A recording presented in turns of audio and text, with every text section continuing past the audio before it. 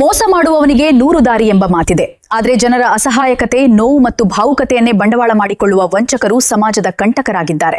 ಮದುವೆಯಾಗಿ 5-6 ವರ್ಷವಾದರೂ ಮಕ್ಕಳಾಗದ ದಂಪತಿಗಳ ನೋವು ಆ ದೇವರಿಗೆ ಗೊತ್ತು. ಸಮಾಜದ ಚುಚ್ಚುಮಾತುಗಳಿಗೆ ನೊಂದು ಬೆಂದಿರುವ ಇಂತಹ ಅಮಾಯಕರನ್ನೇ ಗುರಿಯಾಗಿಸಿಕೊಂಡು ಸಾಗರ ಪಟ್ಟಣಕ್ಕೆ ಲಗ್ಗೆ ಇಟ್ಟಿದ್ದಾನೆ ಒಬ್ಬ ಮಹಾವಂಚಕ. BAMS ವೈದ್ಯ ಎಂದು ಸುಳ್ಳು ಹೇಳಿ ಪವಿತ್ರ ಸಿದ್ಧಗಂಗಾ ಮಠದ ಹೆಸರನ್ನ ದುರ್ಬಳಕೆ ಮಾಡಿಕೊಂಡು ಸಾವಿರಾರು ರೂಪಾಯಿ ಲೂಟಿ ಮಾಡುತ್ತಿರುವ ಅಖಿಲ್ ಹಿರೇಮಠ ಎಂಬ ವ್ಯಕ್ತಿಯ ಅಸಲಿ ಮುಖವಾಡವನ್ನ ನಾವು ಇಂದು ಕಳಚಲಿದ್ದೇವೆ. ಸರ್ಕಾರಿ ಇಲಾಖೆಯ ಮಾಹಿತಿಗಳು ಈತನ ಕೈಗೆ ಸಿಕ್ಕಿದ್ದು ಹೇಗೆ? 10 ಲಕ್ಷದ ಉಚಿತ ಚಿಕಿತ್ಸೆಯ ಆಮಿಷವೊಡ್ಡಿ ಹಣ ಪೀಕುತ್ತಿರುವ ಈ ಜಾಲದ ಕರಾಳ ಮುಖ ಇಲ್ಲಿದೆ ನೋಡಿ. ಮಕ್ಕಳಿಲ್ಲದ ದಂಪತಿಗಳೇ ಟಾರ್ಗೆಟ್. ಸಾಗರದಲ್ಲಿ ಮಠದ ಹೆಸರಲ್ಲಿ ಭಾರಿ ವಂಚನೆ. ಫ್ರೀ ಟ್ರೀಟ್ಮೆಂಟ್ ಎಂಬ ಆಮಿಷ, ಸಾವಿರಾರು ರೂಪಾಯಿ ಲೂಟಿ. ಬಯಲಾಯಿತು ಅಖಿಲ್ ಹಿರೇಮಠನ ಅಸಲಿ ಮುಖ. ನಂಬಿಕೆಗೆ ನಯವಂಚನೆ. ಶ್ರೀ ಸಿದ್ಧಗಂಗಾ ಮಠದ ಪವಿತ್ರ ಹೆಸರನ್ನ ಬಳಸಿಕೊಂಡು ದೋಖಾ ಮಾಡಿದ ಕಿರಾತಕ. ಆಶಾ ಕಾರ್ಯಕರ್ತೆಯರ ಮಾಹಿತಿಯೇ ವಂಚಕರಿಗೆ ಬಂಡವಾಳ. ಸಾಗರ ಪಟ್ಟಣದಲ್ಲಿ ಬೆಚ್ಚಿ ಬೀಳಿಸುವ ಸತ್ಯ. BAMS ವೈದ್ಯನೆಂದು ಸುಳ್ಳು ಹೇಳಿ ಹಣ ಪೀಕ್ತಿದ್ದ ಖದೀಮ. ಮಹಿಳೆಯರೇ ಎಚ್ಚರ ಎಚ್ಚರ. 10 ಲಕ್ಷದ ಉಚಿತ ಚಿಕಿತ್ಸೆ ಎಂಬ ಹಸಿ ಸುಳ್ಳು. ಔಷಧಿ ಹೆಸರಲ್ಲಿ ಫೋನ್ ಪೇ ಮೂಲಕ ಹಣ ದೋಚಿದ ಖದೀಮ. ಸಾಗರದಲ್ಲಿ ಸಕ್ರಿಯವಾಗಿದೆ ಸಂತಾನ ಭಾಗ್ಯ ವಂಚಕ ಜಾಲ. ಮುಗ್ಧ ಮಹಿಳೆಯರ ನಂಬಿಕೆಯೊಂದಿಗೆ ಚೆಲ್ಲಾಟ. ಅಖಿಲ್ ಹಿರೇಮಠನ ಫೋನ್ ಸ್ವಿಚ್ ಆಫ್. ನಕಲಿ ID ಕಾರ್ಡ್ ತೋರಿಸಿ ನಾಪತ್ತೆಯಾದ ಮಾಯಾವಿ. ಸರ್ಕಾರಿ ಕಾರ್ಯಕರ್ತೆಯರಿಂದಲೇ ಮಾಹಿತಿ ಸೋರಿಕೆ. ವಂಚಕರಿಗೆ ದಾರಿ ಮಾಡಿಕೊಟ್ಟವರ ಮೇಲೆ ಬೀಳುತ್ತಾ ಕ್ರಮ. ಮಠಕ್ಕೆ ಅಕ್ಕಿ ಕೊಟ್ಟರೆ ಸಾಕು ಎಂದವನು ನಗದನ್ನೇ ಲೂಟಿ ಮಾಡಿದ. ಸಾಗರದ ಜನರ ಕಣ್ಣು ತೆರೆಸುವ ವರದಿ. ಸುದ್ದಿ ಮನೆ ಡಿಜಿಟಲ್ ಮೀಡಿಯಾದಲ್ಲಿ ಅತಿ ಶೀಘ್ರದಲ್ಲಿ ಸಾಕ್ಷಿ ಸಮೇತ ವರದಿ ನೋಡಬಹುದು. ಮದುವೆಯಾಗಿ ವರ್ಷಗಳು ಕಳೆದ್ರೂ ಮಡಿಲಲ್ಲಿ ಮಗ ಆಡದಿದ್ದಾಗ ಆ ಮನೆಯಲ್ಲಿ ಆತಂಕ ಮನೆ ಮಾಡಿರುತ್ತದೆ. ದಂಪತಿಗಳ ಇವೇ ಭಾವನೆಗಳನ್ನ ಬಂಡವಾಳ ಮಾಡಿಕೊಂಡಿದ್ದಾನೆ ಈ ಅಖಿಲ್ ಹಿರೇಮಠ. ತಾನು ವೈದ್ಯನೆಂದು ಪರಿಚಯಿಸಿಕೊಳ್ಳುವ ಈತ ಮಕ್ಕಳಿಲ್ಲದ ಮಹಿಳೆಯರಿಗೆ ಗಾಳ ಹಾಕಲು ಅತ್ಯಂತ ವ್ಯವಸ್ಥಿತ ಜಾಲವನ್ನೇ ಹೊಂದಿದ್ದಾನೆ. ಸ್ಥಳೀಯ ಅಂಗನವಾಡಿ ಮತ್ತು ಆಶಾ ಕಾರ್ಯಕರ್ತೆಯರ ಮೂಲಕವೇ ದಂಪತಿಗಳ ಖಾಸಗಿ ಮಾಹಿತಿ ಮತ್ತು ಮೊಬೈಲ್ ಸಂಖ್ಯೆಗಳನ್ನು ಪಡೆದು, ನೀವು ನನಗೆ ತಂಗಿ ಇದ್ದಂತೆ, ನಿಮ್ಮ ಮೇಲೆ ಕಾಳಜಿಯಿಂದ ಮಾತನಾಡುತ್ತಾ ಇದ್ದೇನೆ ಎಂದು ಬಣ್ಣದ ಮಾತುಗಳನ್ನಾಡಿ ನಂಬಿಸ್ತಾನೆ. 10 ಲಕ್ಷ ರೂಪಾಯಿ ಖರ್ಚಾಗುವ ಚಿಕಿತ್ಸೆಯನ್ನ ನಮ್ಮ ಸಂಸ್ಥೆ ಉಚಿತವಾಗಿ ನೀಡುತ್ತದೆ ಎಂದು ನಂಬಿಸಿ ಕೇವಲ ಔಷಧಿಯ ಹೆಸರಿನಲ್ಲಿ ಸಾವಿರಾರು ರೂಪಾಯಿ ಲೂಟಿ ಮಾಡ್ತಿದ್ದಾನೆ. ಈತನ ವಂಚನೆಯ ಪರಾಕಾಷ್ಠೆ ಅಂದ್ರೆ ಅದು ತುಮಕೂರಿನ ಪವಿತ್ರ ಸಿದ್ಧಗಂಗಾ ಮಠದ ಹೆಸರನ್ನ ಬಳಸ್ಕೊಳ್ತಾ ಇರೋದು. ನಮಗೆ ಹಣ ಬೇಡ, ಮಕ್ಕಳಾದ್ಮೇಲೆ ಮಠಕ್ಕೆ 50 ಕೆಜಿ ಅಕ್ಕಿ ಕೊಟ್ರೆ ಸಾಕು ಎಂದು ಹೇಳುವ ಮೂಲಕ ಜನರ ಧಾರ್ಮಿಕ ಭಾವನೆಯನ್ನ ಕೆರಳಿಸಿ ನಂಬಿಕೆ ಗಳಿಸ್ತಾನೆ. ಸದ್ದಿಲ್ಲದೆ ಜನರ ಬಳಿ 1000 ರೂಪಾಯಿ ವಸೂಲಿ ಮಾಡಿ ಈಗ ಮೊಬೈಲ್ ಸ್ವಿಚ್ ಆಫ್ ಮಾಡ್ಕೊಂಡಿದ್ದಾನೆ. ವಂಚಕ ಕರೆ ಮಾಡಿದ ಸಂಭಾಷಣೆಯ ಆಡಿಯೋ ಧ್ವನಿ ಇಲ್ಲಿದೆ, ಕೇಳಿ. Hello sir, good morning. ಹೇಳಿ sir. Sir, very good morning. ನಾವು SIT ಕಡೆಯಿಂದ ಬರ್ತಾ ಇರೋದು ಸರ್, ಸಿದ್ಧಗಂಗಾ ಇನ್ಸ್ಟಿಟ್ಯೂಷನ್ ಆಫ್ ಟೆಕ್ನಾಲಜಿಯಿಂದ. ಹೇಳಿ ಸರ್. ಅದೇ ನಿಮಗೆ ಈ ತರ ಮ್ಯಾರೇಜ್ ಆಗಿ ಒಂದು 5-6 ಇಯರ್ಸ್ ಆಗ್ತಾ ಇದೆ, ಇನ್ನೂ ಮಗು ಆಗಿಲ್ಲ ಅಂತ ಹೇಳಿ ಇಲ್ಲಿ ಅಂಗನವಾಡಿ ಆಶಾ ಕಾರ್ಯಕರ್ತರಿಗೆಲ್ಲ ವಿಸಿಟ್ ಮಾಡ್ಬೇಕಾದ್ರೆ ಅಲ್ಲಿ ರಿಪೋರ್ಟ್ ಆಗ್ತಾ ಇದೆ ನಿಮ್ದು. ಹೌದು. ಹಾಗಾಗಿ ನಿಮ್ ಸಿಸ್ಟರ್ ಕಾಲ್ ಮಾಡಿದ್ರೆ ಅವ್ರು ನಿಮ್ಗೆ ಕಾನ್ಫರೆನ್ಸ್ ಹಾಕಿದ್ದಾರೆ. ಹೇಳಿ ಸರ್.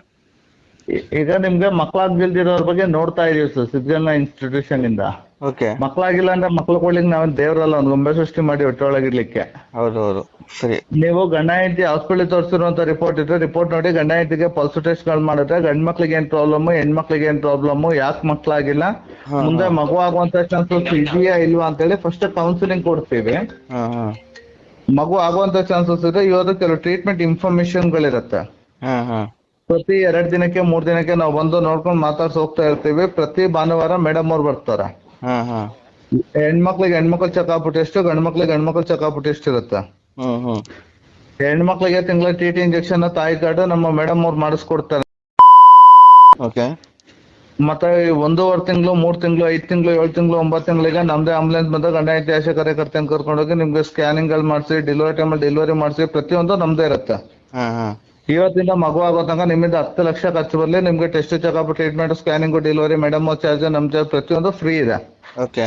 ಒಳ್ಳೇದಾಗ ಮಗು ಆದ್ಮೇಲೆ ಗಂಡ ಹೆಂಡತಿ ಊಟ ಮಾಡೋದು ಒಂದು ಪಾಸ್ಪೋರ್ಟ್ ಹಾಕಿ ಅಂಗನವಾಡಿ ಕಡೆಯಿಂದ ಆಶಾ ಕಾರ್ಯಕರ್ತೆಯಿಂದ ಒಂದು ರಿಪೋರ್ಟ್ ಕೊಟ್ಟು ಅವತ್ತು ಒಂದು 50 ಕೆಜಿ ಅಕ್ಕಿ ಗಿಕ್ಕಿ ತಂದು ನೀವು ಮಠಕ್ಕೆ ಕಳಿಸ್ಬೇಕು. ಕೇಳಿಸ್ತಾ ಇದೆಯಾ? ಕೇಳಿಸ್ತಾ ಇದೆ ಸರ್. ಮತ್ತೆ ಗಂಡ ಹೆಂಡತಿಗೆ ಒಂದು 10% ಆಗುವಂತ ಚಾನ್ಸಸ್ ಇದ್ರೆ ನೀವು 3 ತಿಂಗಳು, 6 ತಿಂಗಳು, ವರ್ಷಾನ್ಗಟ್ಲೆ ಕಾಯೋ ಅವಶ್ಯಕತೆ ಇಲ್ಲ. ಒಂದೇ ತಿಂಗಳೆಲ್ಲ ಮುಟ್ ನಿಂತು ನೆಕ್ಸ್ಟ್ 10 ತಿಂಗಳ ನಿಮ್ ಮನೇಲಿ ಒಂದು ಮಗು ತೊಟ್ಲು ಕಟ್ಬೇಕಷ್ಟು ಗ್ಯಾರಂಟಿ ಮಾಡ್ಕೊಡ್ತೀವಿ. ಗಂಡ ಹೆಂಡತಿಯಲ್ಲಿ ಏನಾದ್ರು ಕೆಲವು ಸಂಸಾರದಲ್ಲಿ ಪರ್ಸನಲ್ ಆಗಿ ಕೆಲವೇನಾದ್ರು ವೀಕ್ನೆಸ್, ಲೋಪದೋಷಗಳು ಇದ್ದೇ ಇರುತ್ತೆ. ಹೌದು. ಹಂಗೇನಾದ್ರು ಇದೆ ಕೆಲವು ಟಾನಿಕ್ ಟ್ಯಾಬ್ಲೆಟ್ ಹಣ್ಣು ಹಂಪಲ ಬರ್ಕೊಟ್ಟ ತಗೊಬಂದ್ ತಿನ್ಬೇಕು. ಗೊತ್ತಾಯ್ತು ಸರ್. ಈಗ ಎಲ್ಲಿದ್ದೀರಾ ಸರ್ ತಾವು? ಸರ್ ನಾನೀಗ ಇಲ್ಲಿ ನಮ್ಮ ಅತ್ತೆ ಮನೇಲಿ ಇದ್ದೆ. ಇಲ್ಲಿದ್ದಿದ್ರೆ ನೋಡ್ಬೋದಿತ್ತು ಸರ್. ನೋಡಿ ನಾವು ಈಗ ನಿಮ್ಗೆ ಇನ್ನೊಂದೇನು ಅಂದ್ರೆ ನಿಮಗೆ ನಿಮ್ಮ ಸಮಸ್ಯೆಗಳು ಐಡೆಂಟಿಫೈ ಆಗತ್ತೆ. ನಿಮ್ಮಲ್ಲಿ ನಾನು ಏನ್ ಹೇಳ್ತಾ ಇದ್ದೀನಿ ಅಂದ್ರೆ ಗಂಡ ಹೆಂಡತಿ ಯಾರಲ್ಲಿ ಏನೇ ಪ್ರಾಬ್ಲಮ್ ಇದ್ರು ಕೂಡ ಒಂದೇ ತಿಂಗಳಲ್ಲಿ ನಿಮ್ಗೆ ಕನ್ಸೀವ್ ಅಂತ ಹೇಳಿ ರಿಸಲ್ಟ್ ಕೊಡ್ತೀವಿ. ಇಲ್ಲಿ ಕನ್ಸೀವ್ ಆಗೋದು ದೊಡ್ಡ ವಿಚಾರ ಅಲ್ಲ. 9 ತಿಂಗಳು ಗರ್ಭಕೋಶದಲ್ಲಿ ಬೇಬಿ ಪ್ರೊಟೆಕ್ಷನ್ ತುಂಬಾ ಮುಖ್ಯ. ಆ ಮುಗಿಸಿದ್ಮೇಲೆ ತಾಯಿ ಮಗು ಆರೋಗ್ಯ ಚೆನ್ನಾಗಿರ್ಬೇಕು. ಹಾಗಾಗಿ ಫ್ಯೂಚರ್ ಪ್ಲಾನ್ ಇಟ್ಕೊಂಡು ಇದಕ್ಕೆ ಟ್ರೀಟ್ಮೆಂಟ್ಗಳಿದೆ.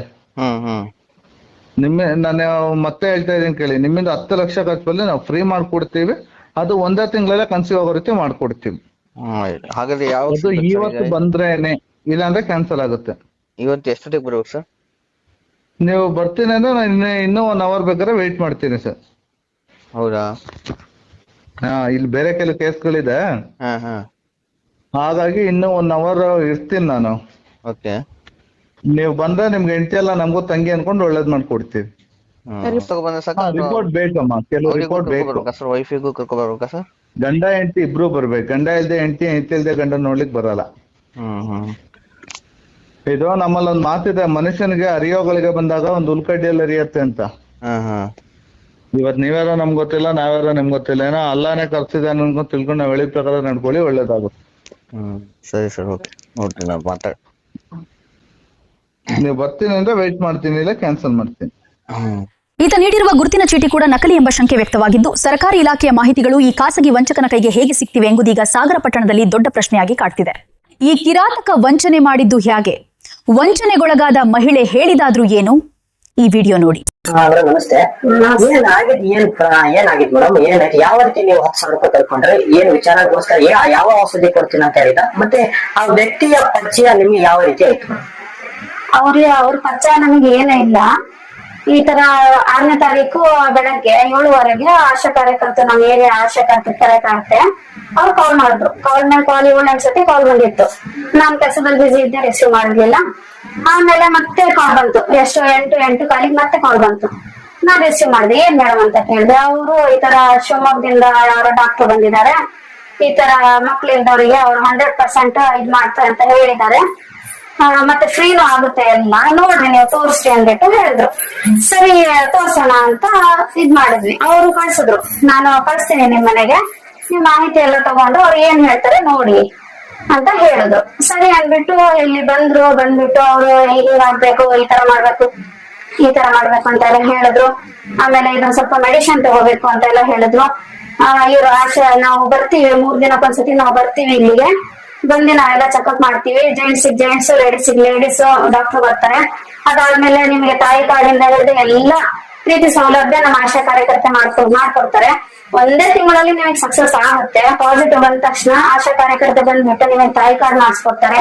ಅದಾದ್ಮೇಲೆ ಪ್ರತಿ ತಿಂಗಳು ಏನ್ ಇಂಜೆಕ್ಷನ್ ಇರುತ್ತೆ, ಏನ್ ಸ್ಕ್ಯಾನಿಂಗ್ ಇರುತ್ತೆ, ಎಲ್ಲ ಆಶಾ ಕಾರ್ಯಕರ್ತೆ ಮೇಡಮ್ ಇದಾರಲ್ಲ ಅವ್ರು ಬಂದ್ಬಿಟ್ಟು ಎಲ್ಲ ನಿಮಗೆ ಕರ್ಕೊಂಡು ಹೋಗಿ, ನಮ್ ಗಾಡಿಯಲ್ಲೇ ಕರ್ಕೊಂಡು ಹೋಗಿ ಅದೆಲ್ಲ ಟ್ರೀಟ್ಮೆಂಟ್ ಮಾಡಿಸಿ, ಡೆಲಿವರಿ ಆದಾಗಿಂದ ಹಿಡಿದು ಪೂರ್ತಿ ಪ್ರೆಗ್ನೆನ್ಸಿಯಿಂದ ಡೆಲಿವರಿ ಆಗಿ ಮಗು ಮನೆಗೆ ಬರೋ ತನಕ ಎಲ್ಲ 10 ಲಕ್ಷ ಖರ್ಚಾದ್ರೂ ನಮ್ದೇ ಖರ್ಚು ಬರುತ್ತೆ. ಇದೆಲ್ಲ ನಮ್ದು ಮಠದಿಂದ ಬಂದಿರೋದು. ಅವರು ಸ್ವಾಮೀಜಿ ಅವರ ಬರ್ತ್ಡೇ ಇದೆ. ಅವರು ಬರ್ತ್ಡೇ ನೆಕ್ಸ್ಟ್ ಇಯರ್ ಬರೋ ತನಕ 101 ದಂಪತಿಗಳಿಗೆ ಮಕ್ಕಳು ಆಗ್ಬೇಕು, ಮಕ್ಕಳು ಹಿಂದೆ ಇರೋರಿಗೆ ಅಂತ ನಮ್ದು ಇದಿದೆ. ಹಾಗಾಗಿ ನಾವು ಇದರಿಂದ ಬಂದಿರೋದು. ಈಗ ನಿಮ್ಮ ಹೆಸರು ಇದ್ರಲ್ಲಿ ಬಂದಿದೆ, ನೀವು ಮಾಡಿಸ್ಬೇಕು ಅಂತ ಹೇಳಿದ್ರು.